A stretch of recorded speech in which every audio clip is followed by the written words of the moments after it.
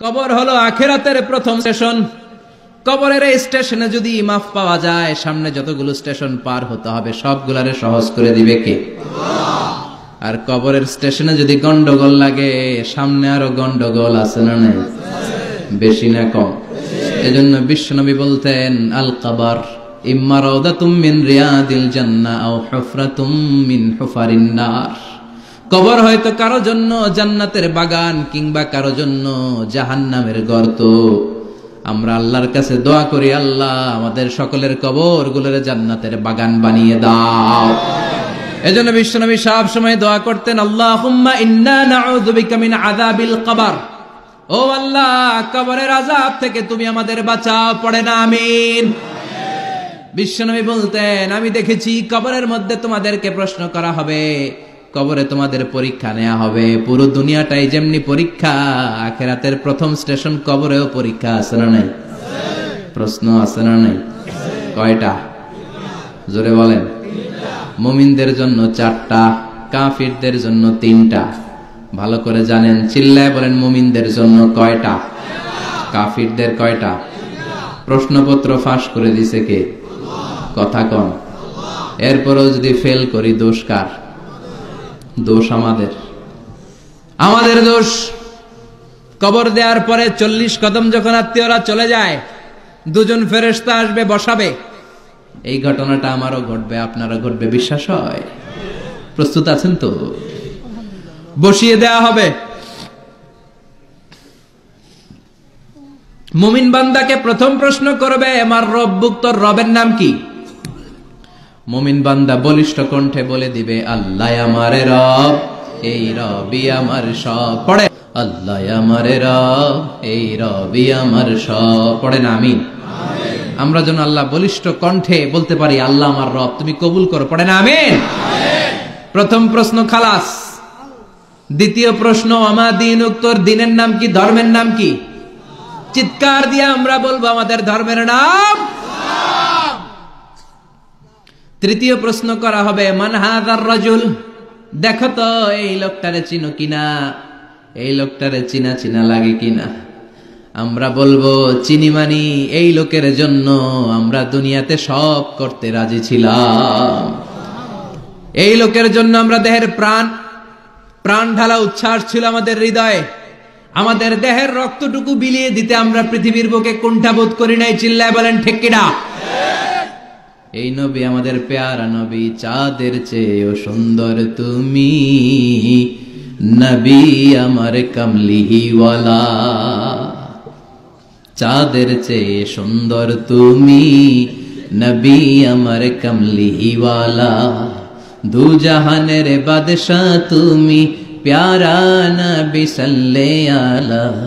দু জাহানের বাদশা তুমি, প্যারা নবী সাল্লে আলা। চাঁদের চেয়ে সুন্দর তুমি, নবী আমার কামলিওয়ালা। পড়েন আল্লাহু আকবার।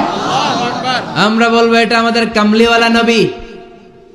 এই নবীর অনুসরণ আমরা করেছি, এই নবীর কথা আমরা দুনিয়ায় মেনেছি। তার মানে প্রথম প্রশ্নেও পাস, দ্বিতীয় প্রশ্নেও পাস, তৃতীয় প্রশ্নেও পাস। এবার মুমিনদের জন্য এক্সট্রা একটা কোশ্চেন আছে না নাই? 4 নাম্বার প্রশ্নটাও জেনে রাখেন, কবরে কাজে লাগবে। তখন জিজ্ঞেস করা হবে, ওমা ইলমুক, ওমা ইলমুক, what is the source of your knowledge, what is the source of your answer. এই যে 3টা প্রশ্নের উত্তর দিতে পারলা বাঘের বাচ্চার মতো, তথ্যসূত্র কি? What is the reference? করতে শিখছো? কোত্থেকে শিখেছেন বলে আসতে হবে। আমরা বলবো, আমরা কোরআন থেকে শিখেছি, হাদিস থেকে শিখেছি, মাহফিল গুলোতে জেনেছি, বয়ানগুলো থেকে শিখেছি। পড়েন সুবহানাল্লাহ।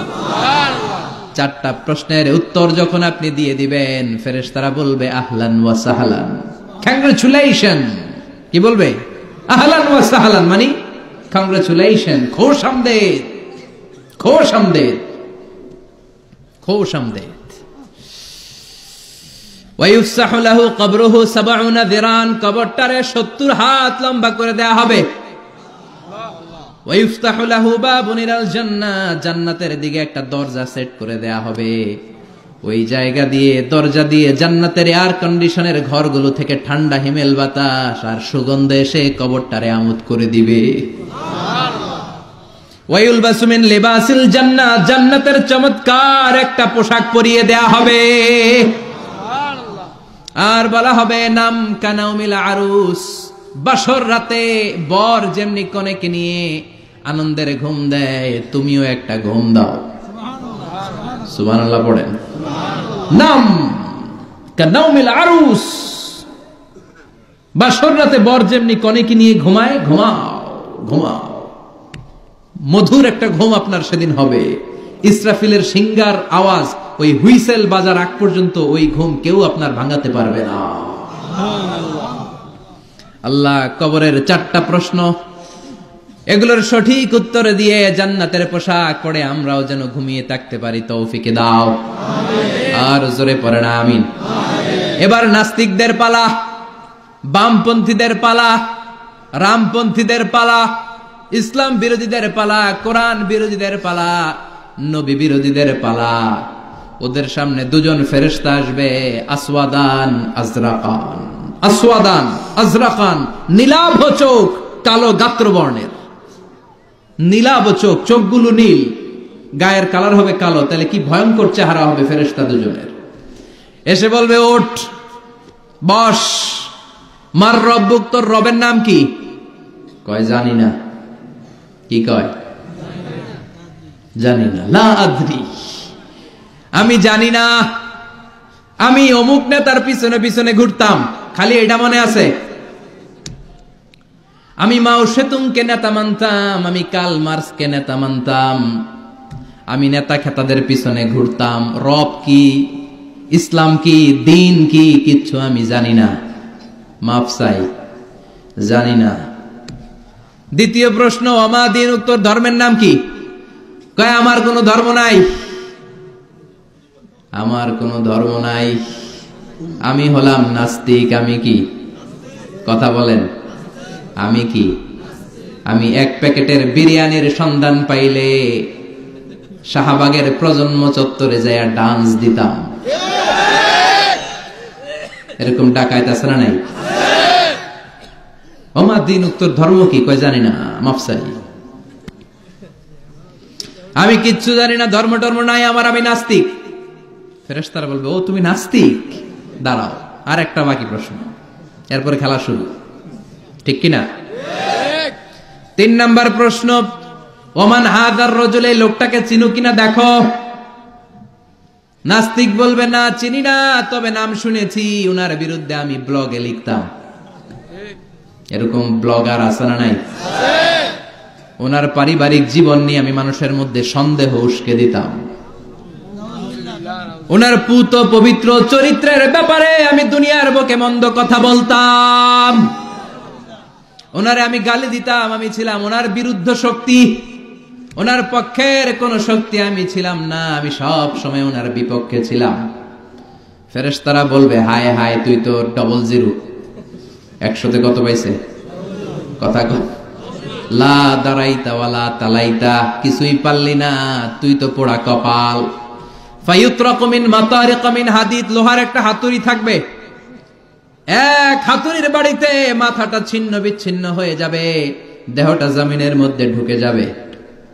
তার চিৎকারে ওই কবরস্থানটা থার থার করে কাঁপবে, কিন্তু কেউ শুনবে না। মানুষ আর জিন ছাড়া সবাই শুনবে। এজন্য মাঝে মাঝে কবরস্থানে দেখবেন গরু বেঁধে রাখলে রশি টুসি সিরা গরু দেয় দৌড়। আছে না নাই? এক একটা আঘাত এসে ছিন্ন বিচ্ছিন্ন হয়ে যাবে। ইউকালু লিল আরদি, জমিনকে বলা হবে ইলতাইমি, চাপ দাও, প্রেসার মারো।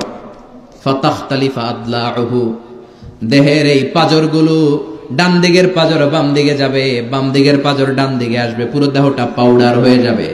তার এক একটা চিৎকারে পুরো কবরস্থান থারথার করে কাঁপবে। হাত্তা সা, আর এই খেলা চলতে থাকবে ইসরাফিলের সিংহা পর্যন্ত। মুমিনের ঘুম চলতে থাকবে ইসরাফিলের, আর ওর সাথে ফেরেশতাদের খেলা আছে না নাই? এটার নাম ফাইনাল খেলা। কি খেলা? কথা বলেন, আর জোরে বলেন। এজন্য আল্লাহ বললেন কবরে তোমার যেতেই হবে। আল্লাহকুমুত التكاثر حتى زرتم المقابر কবরে তোমাকে যাওয়াই লাগবে কবরের শাস্তি তোমার পেতেই হবে কবরের পরীক্ষার সম্মুখীন তোমাকে হতেই হবে জোরে বলেন ঠিক কি না এজন্য মাঝে মাঝে কবরস্থানে যাওয়ার দরকার আছে না নাই বিশ্বনবী বলেছেন নাহাইতুকুম আন জিয়ারাতিল কবুর আমি এক সময় কবর জিয়ারত করতে নিষেধ করতাম আল আনা ফাজুরুহা এখন বললাম কবর জিয়ারত করো সমস্যা নাই কিন্তু কবরে পড়ে থাকা ব্যক্তিটার কাছে কিছু চাওয়া যাবে নাকি কথা বলেন আল মাইয়িতু ফিল কবর কাল গরিকু ফিল বাহর সাঁতার না জানা ব্যক্তি সাগরে পড়লে যত অসহায় কবরে পড়ে থাকা ব্যক্তি তার চাইতেও বেশি অসহায় সে আপনারে কি দিবে আপনি দিয়ে আসবেন যে আপনি সালাম দিয়ে আসবেন দোয়া দিয়ে আসবেন সে আপনার কিচ্ছু করতে পারে না করতে পারে একজন তিনি কে এজন্য খবরদার কবরস্থানে আগরবাতি দেয়া যাবে না মোমবাতি দেয়া যাবে না লাল শালু দেয়া যাবে না মশারি দেয়া যাবে না অনেকে কবরস্থানে মশারি টাঙ্গায় আছে না নাই কেন মশা কামড়ায় তো মশারি দেয় কেন ঘটনাটা কি দেখবেন যে বেয়াদবটা কবরস্থানে যে মশারি দেয় মাজারে মশারি দেয় ওর বাপেরে মশায় খায় ওর মায়ের ডেঙ্গু রোগ কামড়াইতে কামড়াইতে ওর মায়ের ডেঙ্গু জ্বর ওর বাবারে কামড়ায় মশায় খায় মারে মশায় খায় মা বাবারে মশারে না দিয়া মাজারে দিয়ে আস কপাল পোড়া মাজারে মোমবাতি দিয়ে আসে আছে না নাই মোমবাতি কেন দেয় ভিতরে আলো নাই নাকি আহা কপাল পোড়া মোমবাতি দিবেন যেখানে ইলেকট্রিসিটি নাই যেই ঘরে আলো নাই ওই ঘরে আলো দিলে আপনার বাবার কবরে আলো দিয়ে দিবে কে আর মাজারে যে মোমবাতি দেয় ছাগল দেয় গরু দেয় মানত করে আছে না নাই মানত করতে হবে একজনের নামে ইন্নী নাযারতু লিররহমানি সাওমা আল্লাহ ছাড়া কারো নামে মানত করা চলবে এজন্য খবরদার কবর জিয়ারত করবে এজন্য কবরে গেলে মনটা নরম করে দেয় কে বাবার কবর মাঝে মাঝে জিয়ারত করবেন কবর জিয়ারতে বাধা নাই কিন্তু কবরে পড়ে থাকা ব্যক্তির কাছে চাওয়া যাবে চাবেন কার কাছে বিশ্বনবীর কবরের সামনে যে যদি কিছু চান সৌদি আরবের পুলিশ পিটায়া মসজিদ থেকে বের করে দিবে বিশ্বনবীর কবরের সামনে হাত পাতলে হাতে বাড়ি মারে আছে না নাই দেখছেন না বলে অ্যাবাউট টার্ন পিছনে ঘুরেন কিবলা তো ওইদিকে কিবলার মালিক আল্লাহর কাছে চাও দিতে পারে তো একজন এজন্য খবরদার কবরে যে কিছু চাওয়া যায় না কবরে জিয়ারত করবেন যে সালাম দিবেন কি দিবেন আসসালামু আলাইকুম আহলা দিয়ার মিনাল মুমিনিন ওয়াল মুসলিমিন ওয়া ইন্না ইনশাআল্লাহু বিকুম লাহিকুন আনতুম লানা সালাফ ওয়া নাহনু লাকুম তাবা ইয়ারহামুল্লাহ আল মুস্তাকদিমিন মিন্না ওয়াল মুস্তাখিরিন নাসআলুল্লাহ লানা ওয়া লাকুমুল আফিয়া বিশ্বনবী কবর দেখলে এই লম্বা দোয়াটা পড়তেন চিল্লায়ে পড়েন সুবহানাল্লাহ এর মানে হলো কবরবাসীরা সালাম আল্লাহ আপনাদের উপর রহমত করুক আপনারা নিচে আমি উপরে তার মানে এই না আমি একদিন আসবো না সবার গন্তব্য একটা দ্য সেম ডেস্টিনেশন আপনারা হয়তো কিছুদিন আগে গিয়েছেন কিছুদিন পরেই আমরা আসতেছি কথা বলেন এটা মাথার মধ্যে ঢুকিয়ে দেয় কে এজন্য কবর জিয়ারতের দরকার আছে না নাই এজন্য আল্লাহ বললেন আল্লাহাকুমুত তাকাসুরু হাত্তা যুরতুমুল মাকাবির দুনিয়ার ভোগের সামগ্রী তোমাদেরকে পাগল বানিয়ে দিয়েছে কবরে না ঢোকা পর্যন্ত তোমাদের এই গাফলতি কোনোদিন শেষ হবে এরপর আল্লাহ বললেন কাল্লা নেভার কখনো না তোমরা যে ভাবতেছো টাকা পয়সা ক্ষমতা তোমারে বাঁচিয়ে রাখবে পারবে নাকি কাল্লা সাউফা তা'লামুন অচিরেই জানতে পারবা আসল ঘটনা কি সুম্মা কাল্লা সাউফা তা'লামুন অচিরেই জানবা কবরের জগৎটা কত ভয়াবহ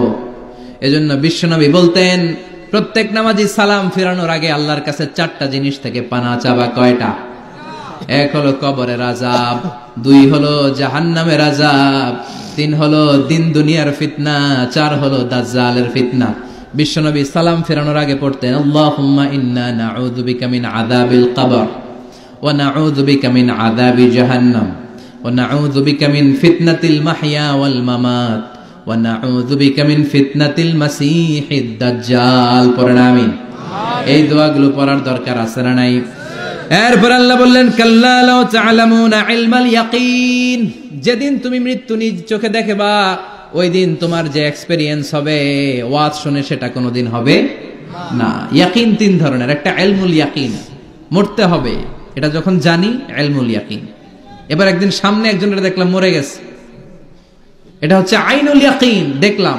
আর যেদিন নিজে মরবো এটার বলে হাক্কুল ইয়াকিন, ঠিক কিনা? এজন্য আল্লাহ বললেন, গোলাম লা তারাবুন্নাল জাহিম, সেদিন কবর তোমরা দেখবা, সেদিন জাহান্নামের টকবগে আগুন তোমরা দেখবা। জাহান্নামের আগুন দুনিয়ার আগুনের মতো নাকি? কথা কন। জাহান্নামের আগুনকে আল্লাহ বলেছে নারুল্লাহ, এটা আল্লাহর আগুন। কার আগুন? গ্যাসের চুলা দিয়ে আমরা ঘরে যে তরকারি পাকাই যে আগুন দিয়ে, এই আগুন জাহান্নামের আগুন একরকম? 70 গুণ বেশি তেজওয়ালা। দুনিয়ার আগুন হাতে লাগলে হাত জ্বলে, পায়ে লাগলে পা জ্বলে। জাহান্নামের আগুন দেহের যেখানেই লাগুক না, আগে কলিজাটা জ্বলে যাবে। আগে কোন জায়গাটা জ্বলবে? নারুল্লাহিল মুকদা আল্লাতী তাত্তালিউ আলাল আফইদা। আগে কলিজাটা ছারখার। সেদিন তোমরা সেই ভয়ঙ্কর দোজখ দেখবা। সুম্মা লাতারাবুন্নাহা আইনাল ইয়াকিন, চাক্ষুষ দেখবা। সুম্মা লাতুসআলুন্না ইয়াউমাইযিন আনিন নাঈম, সেদিন আল্লাহর দেয়া সবগুলো নেয়ামতের ব্যাপারে তোমাদের জিজ্ঞেস করবে কে? লাতুসআলুন্না ইয়াউমাইযিন আনিন নাঈম। বিশ্বনবী একদিন রাতের বেলা ক্ষুধার্ত, প্রচন্ড ক্ষুধা। ক্ষুধার চোটে ঘর থেকে বের হয়ে দেখে আবু বকরও বাইরে, ওমরও বাইরে। ঘটনা কি? হোয়াট এ কোইন্সিডেন্ট, কেমনে মিলে গেল? বিশ্বনবী বললেন, আবু বকর বাইরে কেন? কয় নবী ক্ষুধা। ওমর তুমি তো এই টাইমে বাইরে থাকো না, বাইরে কেন? কয় ঘরে খাওয়ান নাই। বিশ্বনবীর পেটেও খাবার নাই। বিশ্বনবী বললেন, চলো এক আনসারী সাহাবীর বাড়িতে যাই। যে দেখেন সাহাবী বাড়িতে নাই, ফ্যামিলির লোকদের জন্য কুয়া থেকে পানি আনতে গেছে। পানি এনে দেখে বিশ্বনবী আর আবু বকর ওমর দাঁড়ানো। সাহাবী বলে, ও নবী, গভীর রাতে আপনি আমার বাড়িতে এসেছেন, আমার চেয়ে সৌভাগ্যবান এই মুহূর্তে পৃথিবীতে কেউ নাই।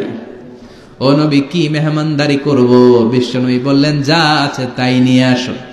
সাহাবা খেজুর বাগান থেকে খেজুরের ডাল ভেঙে আনলেন। ওই ডালের মধ্যে বিশ্বনবী কত প্রামাণ্য বর্ণনা দিচ্ছেন। বিশ্বনবী বললেন, খেজুরের ডালে আছে কিছু কাঁচা খেজুর, কিছু পাকা খেজুর। আমরা তিনজন মিলে টানাটানি করে খেতে লাগলাম, ক্ষুধায় অস্থির।